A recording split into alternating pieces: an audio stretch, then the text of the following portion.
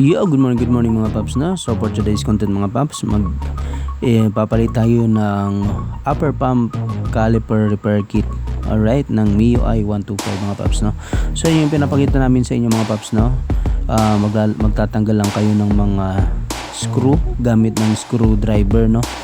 So madali lang yan mga paps no. So unang kakalasin nyo yung cowling ng inyong mga motor no. So both side makikita nyo may mga screw yan. Madali lang tanggalin yan, DIY lang yan mga paps. Yan no. Ganyan lang kadali yan. So hindi nyo na kailangan mga paps pumunta pa ng shop or pupunta pa kayo ng maghahanap pa kayo ng mga mekaniko para lang ipagawa niyan. Kahit kayo mga paps, napakadali lang no. So all you have to do is prepare all the tools you need para matanggal nyo yung kailangan yung tanggalin no. So ngayon mga paps, papakita ko sa inyo kung ano yung tools. So gamit kayo ng tiha number 8. Yan, number 8. Kasi number 8 yan mga paps no. Yung lever niya, yan, yung lever na yan. May ano yan, may bolt at saka nut no. So kokontrahin nyo rin yan ng 8 sa ilalim and then T sa taas yan para matanggal. Kasi pag hindi nyo tinanggal yan, hindi nyo mapapalitan yung repair kit. So madali lang yan mga paps no. Yan no, konting twist lang. Pag hindi makaya ng ano, tanggalin nyo muna sa ilalim yung nut and then tsaka nyo hilain yung bolt. So mga paps no, nasa sa inyo yan kung ano yung ipapalit yung repair kit. So marami tayong mabibiling repair kit aftermarket and then meron din sa mga kasa no. So in this case, so mga paps yung ipapalit natin stock lang talaga no. Original talaga yung bibilihin natin.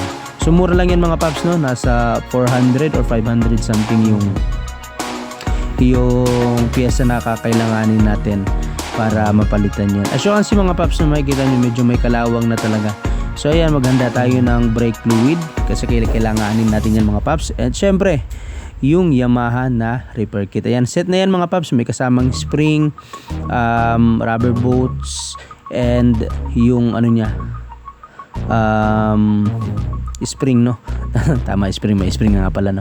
So ayan, so syempre tatanggalin muna natin yung takip ng upper pump natin gamit lang ang star screw. Napakadali lang yan mga paps. Ayan, oh, kunting twist lang, tatanggal nyo na yan. Hindi nyo na kailangan gumamit pa ng kung ano-ano dyan. Pero minsan mga paps no, pag pina-repair nyo na talaga yan sa ibang shop, pero kasing iba masyadong malakas no, masyadong nahihigpitan. Konting tips lang, pag maglalagay kayo, hindi nyo na kailangan higpitan pa yan masyado. Yung tamang higpit lang, yung hindi siya maglilik no, para naman pag binaklas nyo uli, pag magdi-DIY kayo, hindi na kayo mahirapan. So gagamit tayo ngayon paps no ng number ayan no, number 12 ha, 12 na combination para dun sa may brake hose no, kasi may ano yan may bolt yan dun na naka-insert dun sa likod. So in between ng hose at saka ng upper pump mo, kailangan mo rin tanggalin yan mga paps kasi pag hindi mo tinanggal yan, hindi mo mapapalitan ang repair kit no. And then kung wala ka namang tools no, maghanap-hanap ka lang, pwede star screw rin kasi itutusok mo yan doon. Yan no, itutusok mo yan doon kasi kokontrahin mo rin yan para mailabas. Hindi mo naman kasi mahihila yan kasi may ano yan, may circlip. Sa atin kasi medyo hinahanap natin yung circlip, hindi natin makita, kaya yung ginawa natin mga paps no, so pupupukin na lang natin. Ayan no, gamit ang star screw. Yan po, dahan-dahan, alalay lang mga paps ha. Yan lang din naman ha, option lang yan kung wala kang circlip talaga. Ayan no, kita nyo mga paps, so ayan no, tumagas na. So aware tayo mga paps ha, pag nagtatanggal tayo ng repair kit, kasi yung brake fluid, yung mga excess fluid na lalabas dyan sa ating brake sa ating upper pump caliper, dapat mapunasan ka agad or mabasa nyo agad ng tubig. Mas maigi mga paps, i-washing nyo na kasi ano yan acid, ang lakas ng acid ng brake fluid, ang tawag dito, yung bang pag nalagyan ng yung cover, yung mga pairings mo, pag nalagyan niya ng brake fluid, kumukupas at saka yung iba minsan nag-crack. So mas mainam talaga na punasan nyo, and then after nyo punasan, pag matapos na yung gawa, i-car wash nyo na lang. And then yan mga paps, no, as you can see, may tinanggal tayong maliit na bakal, no, yan yung parang diamond na yan, no, napakarumi na kasi lilinisan kasi natin, no, ipa-power spray natin yung upper pump na yan. So mas maganda mga paps, no, i-ano nyo, kung may spray kayo, may compressor ganyan, no, para matanggal yung mga fluid, no, na nasa loob, and then malinis mo rin yung mga butas, yung mga maliliit na butas na pinapasukan ng fluid. Ayan, no. So ini-spray na natin yan mga paps, no. So ano lang, DIY lang.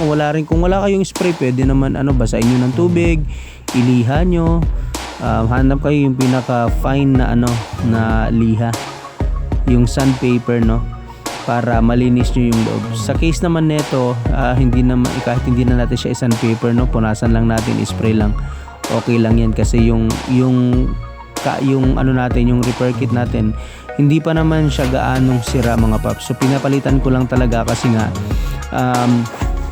medyo may friction na pag hinahatak mo, pag ipinapump mo siya parang may sumasabit. Pero sa sa case naman nito, may problema na talaga yung lever niya kasi dapat yung pinaka edge nung magtutulak dapat ng upper pump napudpud na.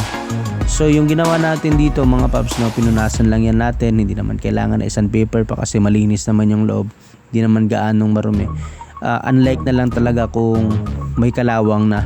So yun, pag may kalawang na, so yung option natin talaga is natin mga paps, i-sandpaper natin para malinis na talaga siya tingnan, no. At saka fine din siya pag ginawa mo na, nilagyan mo na siya ng repair kit. So yan mga paps, nakita nyo yung yellow kanina, ayan, naging puti na nung pinunasan natin. So it means malinis na talaga siya. Yan. So ilagay natin ng konti, ganyan lang yan mga paps. So yung paglalagay, ha, may guide naman yan, yung parang diamond niya. Syempre in between yan ng dalawang, lalagyan mo ng bolt. So bubuksan na natin mga paps yung caliper, no, yung caliper repair kit, sorry, yung repair kit, upper pump repair kit pala yan. So yan mga paps, no, i-check natin kung kompleto ba yan, yung boots yan, and then yung pinaka niya, yung mga washer at saka yung circlip. And then mga paps, no, hanap tayo ng fluid, no, ayan, may oil tayong konti, so lalagyan natin syempre ng konti para naman dumulas. Yan, konti lang, yung tamang basa lang syempre para naman at least dumulas siya. Then insert mo yung spring, ayan na, yung mataba, ito yung maliit. So may guide dyan, yung maliit dyan sa may dulo kasi yan yung unahin mong ipasok punta dun sa loob. So dahan-dahan lang, ganyan lang naman yan, ganyan lang kasimple, mga paps. So DIY lang, nako, hindi niya na kailangan pumunta pa ng Ito yung washer mga paps, yan yung una mong ikakabit bago yung isa, yung circlip. Alam niyo mga paps, na kung wala kayong circlip, pwede lang yan, ilagay nyo lang dyan, tusok-tusukin nyo lang yan ng flat screw, kung may flat screw kayo. Ganyan lang kasimple, no need na. Pero kung may circlip ka naman mga paps, mas madali kasi maano mo siya, mapipress mo siya ng maigi, and then para maipasok mo siya. So hindi ka na mahihirapan. Sa case naman na to kasi nawala nga yung circlip natin, so tamang lang, alalay lang sa pagtutusok para hindi magasgas din yung pinakaloob niya, yung housing ng ating repair kit, ng ating upper pump nga pala, sorry. So ayan mga paps, so make sure natin na nakapasok na talaga siya dun sa lock, no, kasi pag hindi, dyan maglilik, may tendency yan na pag ipinump natin, lalabas talaga yung repair kit. So ayan, check ko, so okay na mga paps, ayan, na-check na natin yan. So isusunod na natin tong kanyang rubber boots.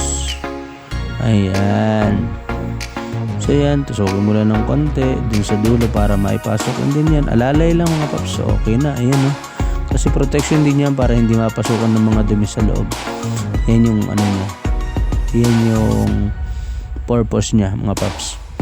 So syempre, pagkatapos natin na ilagay na lahat, ayan o, yung sinasabi ko sa inyo kanina na dapat may fluid kayo para yung mga tinatanggal nating bolt at saka mga nut ma-lubricate. And dito nga sa case ng ano natin, ng ginagawa natin, may problema na nga yung edge ng kanyang lever, no? Kasi pag ipinam mo yan, no? May ano siya, may play siya. Dapat talaga mag-click yan. Kaso nga pud-pud na yung may-ari wala pang budget, kaya pinagtsagaan lang muna natin. Pinagtsagaan niya lang daw muna. So okay lang yan mga paps, wala namang problema. Ayan o. Dapat kasi walang ano yan, walang gas-gas. At saka dapat pantay siya. Hindi na siya pantay kaya magkakaroon siya ngayon yung tinatawag nating delay. Ayan o. Kita nyo. Parang ano siya, yung bang maluwang. Akala mo hindi siya gumagana, pero may yung napapansin mo yung okay bago yung repair kit mo, tapos parang may play yung ano mo, yung lever mo, kasi nga ano na siya, yung napudpud na, yung tumatama na magpipress kay repair kit papunta sa brake caliper mo na magpipress din ng mga brake pad mo. So yan mga paps, no, tamang higpit lang din, hindi naman din natin kailangan na higpitan ng todo. Kasi pag mahigpitan mo na yan, 3 hanggang 4 hindi na malalaglag yung mga props. No, yan. So ito try natin ipump kung okay na ba. So okay naman yung function ng ating caliper. So yung gagawin natin next is syempre lalagyan na natin siya ng brake fluid, no. So yan. Ito syempre ilagay mo muna yung yung bolt doon sa likod bago natin lagyan ng brake fluid mga paps. Nagkakamali na tuloy tayo. Ayan. So kamayin mo lang muna mga paps. Hindi naman kailangan na i-power. Yung iba kasi pina-power tools yan. Ako hindi, kamay lang kasi pag masobrahan sa power tools dyan nagkakalorostrade yung mga thread ng natin, bolt at saka nut. So yan, tamang higpit lang, alalay lang, ganun lang. Tapos check mo kung magpapamba. So okay naman. So yun, saka na natin siya lalagyan ng brake fluid. Ayan. Yan mga paps, no? So hindi naman natin kailangan pakapuno natin kasi masasayang yan, ipapump rin naman natin. So the best way mga paps, no, hindi ko na nabidyohan, siyempre yung bleeding nipple natin binuksan na natin para mabilis yung daloy ng ating brake fluid. Tapos ipapump mo lang yan mga paps, ganyan lang. So hindi ko muna linuwagan yung hinigpitan ko uli yung bleeding nipple, tapos tsaka natin ipapump para hindi siya ng bubbles. Ganyan lang mga paps. DIY lang. Nako, hindi nyo na kailangan pumunta pa ng mga malalaking shop o mga mekaniko, kasi magbabayad kayo. Magkano yung labor niya? Nasa 100 siguro. Ayan. So ipinam ko siya mga paps. So linuwagan ko muna ng konti. Tapos nung nakita ko ng mga paps na may lalabas na ng mga fluid dyan, saka ko hinigpitan siya uli, no? So ayan mga paps, so okay na yung natin, yung pump natin na yung matigas na. So mapipil nyo yan na medyo matigas na. So okay na siya mga paps, no? And then syempre, yan, ibabalik nyo na yung rubber una, and then yung takip mga paps, ha? Ayan. So paano nyo tinanggal, paano nyo binaklas, ganun nyo rin siya ibabalik mga paps, ha? So wala na, okay na, no need na napupunta ka pa ng shop, ha? Kahit ikaw mismo may star screw ka lang, may 14 ka at saka may 8mm ka na combination or T o ano bang tools na kailanganin mo, so pwede na. Hindi mo na kailangan pang gumastos ng malaki. Merong iba sisingilin ka niyan tag 200, 150, no? So, swerte ka lang kung ma-tsempohan mo yung mabait na mekaniko na hindi gaanong nananaga sa presyo. So ayan mga paps, okay na. Maraming salamat sa panonood nyo. Thank you so much.